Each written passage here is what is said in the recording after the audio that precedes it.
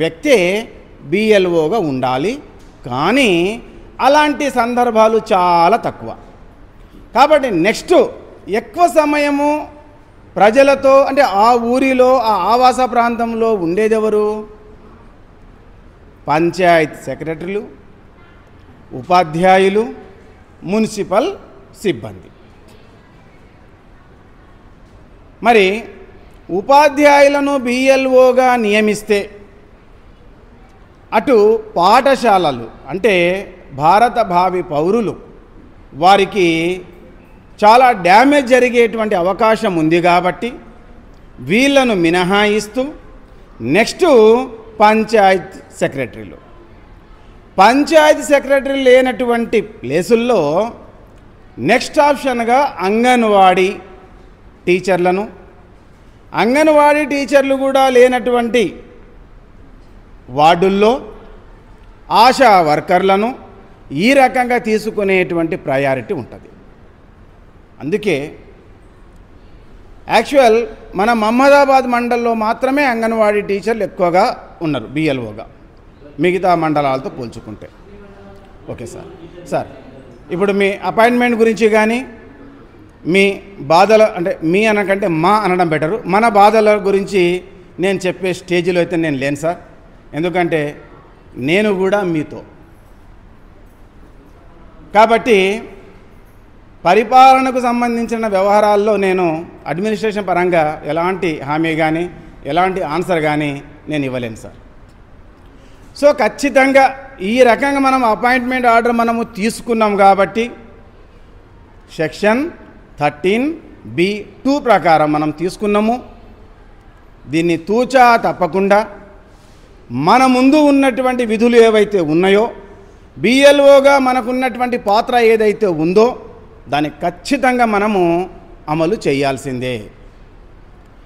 ECI మన మీద పెట్టుకున్నటువంటి నమ్మకాన్ని తూచా తప్పకుండా మనము నెరవేర్చే బాధ్యత మనం తీసుకోవాలి. గతంలో ఇందాక మాట్లాడుకున్నట్టు 2 గంటలు 3 గంటలు ఒక్క సెషన్ మాత్రమే, ఒక పూట మాత్రమే ట్రైనింగ్లు ఉంటుండే మనకు. కానీ ఈసారి డే మొత్తం పెట్టారంటేనే అర్థం చేసుకోవచ్చు మనం. ఇక్కడ మనం ఇంకా మన సామర్థ్యాలను పెంచుకోవాల్సినటువంటి అవసరం ఉంది. బిఎల్ఓగా ఇంకా మన సామర్థ్యాలు పెంచుకోవాలి. ఎందుకంటే ఒక మండలము కావచ్చు, ఒక వార్డులో కావచ్చు, ఒక జిల్లాలో, రాష్ట్రంలో ఏ ఒక్క బిఎల్ఓ చిన్నగా తప్పు చేసినా కానీ అది ఆ మొత్తానికి ఆపాదించబడుతుంది. అంటే ఆ ఎలక్షన్ యొక్క డిస్టర్బెన్స్కు అది కారణమవుతుంది. మరి అలాంటి చిన్న లోపాలు లేకుండా, ఎలాంటి చిన్న లోపాలు లేకుండా మంచి క్వాలిటీ కలిగినటువంటి గుణాత్మకమైనటువంటి ఎలక్టర్ రోల్ను మనము అందించాల్సిన బాధ్యత మన మీద ఉంది. మరి అలాంటి స్వచ్ఛమైన ఓటరు లిస్టును తయారు చేయడంలో మనం ఎలాంటి జాగ్రత్తలు తీసుకోవాలనేటువంటిది మనం సెషన్ల వారీగా ఈరోజు తెలుసుకుంటాం. ముఖ్యంగా మధ్యాహ్నం సెషన్లో హ్యాండ్స్ ఆన్ ప్రాక్టీస్ కూడా ఉంటుంది. అంటే ఒక కేస్ స్టడీని ఇచ్చి ఒక సమస్యను మీకు అందించి మరి ఆ సమస్యను ఏ విధంగా మీరు సాల్వ్ చేస్తారో మీ వ్యక్తిగత అభిప్రాయము అక్కడ ఇవ్వాల్సినటువంటి అవసరం ఉంది. అంటే ఇప్పుడు కొత్తగా సమస్య ఏం కాదు, అది మన సర్వీస్లో అలాంటి సమస్యలు చాలా చూసినాము. హౌస్ టు హౌస్ సర్వే చేసినప్పుడు చాలా వచ్చినాయి.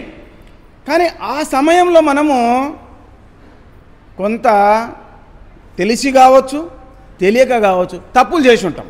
అంటే ఏం కాదులే అనేటువంటి ఒక చిన్న నిర్లక్ష్యంతో అందరూ అలా చేసి ఉంటారు అనుకోలేదు. కొందరు కరెక్టే చేసి ఉంటారు, కానీ కొందరు తెలియక దాన్ని దాటగొట్టేటువంటి ప్రయత్నం ఏదో చేసి ఉంటారు. సో అలాంటి నిర్లక్ష్యము ఎక్కడ కూడా వహించకున్నాము.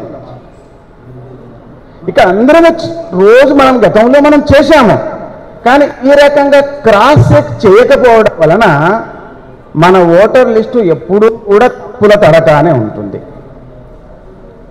ఈ మధ్యకాలంలో చనిపోయినటువంటి ఓటర్లు ఎవరెవరు,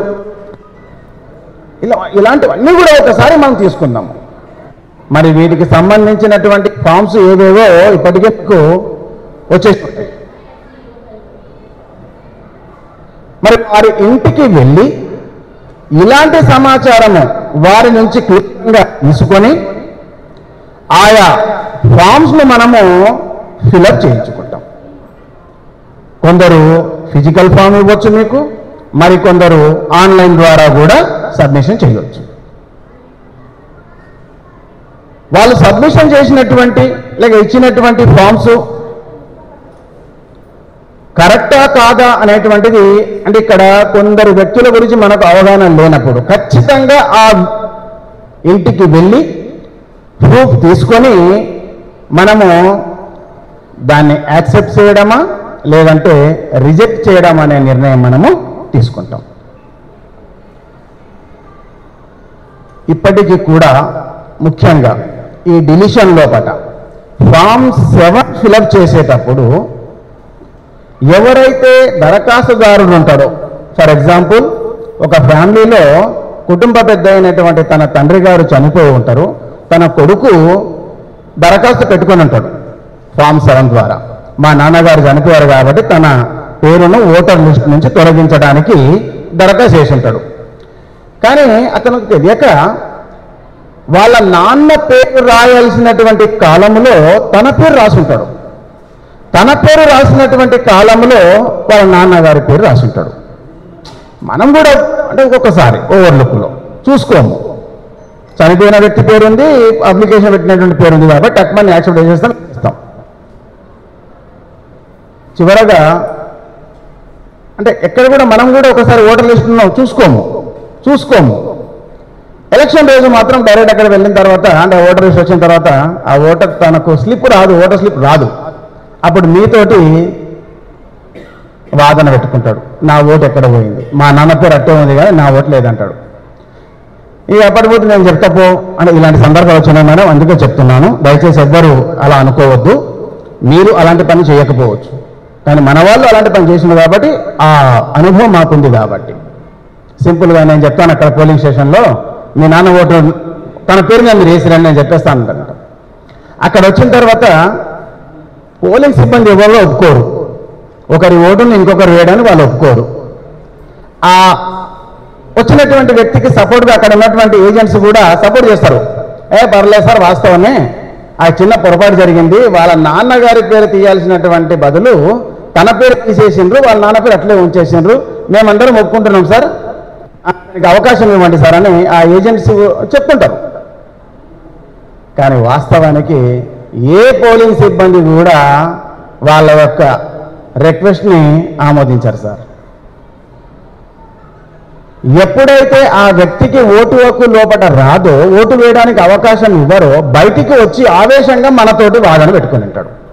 ఇదంతా కూడా జరిగింది దేనికంటే ఫామ్ 7 నింపేటప్పుడు తనకు అవగాహన లేకపోవచ్చు, కానీ అతనికి సజెస్ట్ చేయాల్సినటువంటి బాధ్యత మన మీద ఉంది.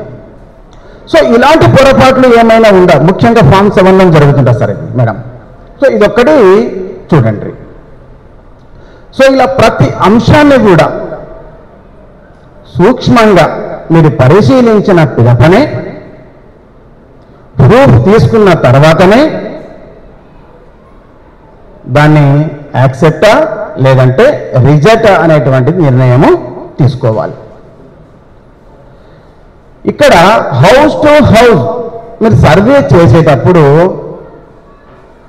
అంటే ఈసీఐ మనకు కొన్ని చెప్పింది సార్, ఎట్లా మాట్లాడాలి, మాట్లాడే విధానం. వాస్తవంగా మేము ఇన్ని రోజులు బడిపంతులం మేమే భయపడుతున్నాం అనుకున్నాం పబ్లిక్ తోటి, కానీ మీరు కూడా భయపడాలి ఇప్పుడు. నిజమే, మేమైతే ఒకప్పుడు అంటే మనం చదువుకున్న రోజుల్లో అయితే పంతులు హాడ్ వస్తుందంటేనే మనం ఇక్కడి నుంచి వంగి నమస్కారం పెట్టేవాళ్ళం, అది చాలా గౌరవంతో. మేము ఇప్పుడు మా విద్యార్థుల తల్లిదండ్రులు ఏడాది కనిపిస్తే మేమే పలకరిస్తాం, తప్పదు, అలా అయిపోయింది వ్యవస్థ. మరి ఇప్పుడు బిఎల్ఓ మనము కూడా ఓటరు మహాశైలతోటి చాలా పొలైట్గా మాట్లాడాల్సినటువంటి అవసరం ఉంది.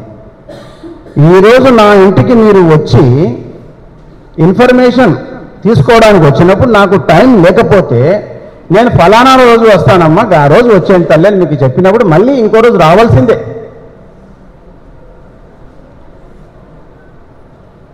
ఎందుకంటే ఏ ఒక్క ఓటరు, ఏ ఒక్క వయోజనులు కూడా తన ఓటు హక్కును కోల్పోకూడదు. ప్రతి ఒక్కరు 18 సంవత్సరాలు నిండినటువంటి ప్రతి భారతీయ పౌరుడు ఓటరుగా నమోదు చేయించాల్సినటువంటి బాధ్యత బిఎల్ఓగా మన మీద ఉంది.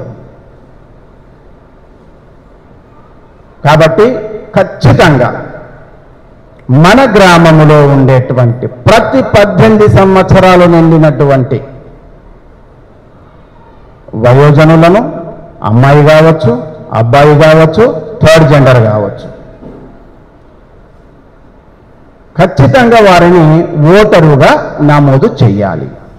రెండవది, మన గ్రామం నుంచి షిఫ్ట్ అయినట్టు వేరే ఊరికి వెళ్ళినటువంటి వారిని గుర్తించి వారిని తొలగించడము కంటే ఇక్కడి నుండి వారి యొక్క ఓటు పేరును వాళ్ళు వెళ్ళినటువంటి ఆ గ్రామానికి లేదా ఆ జిల్లాకు షిఫ్ట్ చేయడానికి ప్రోత్సహించండి.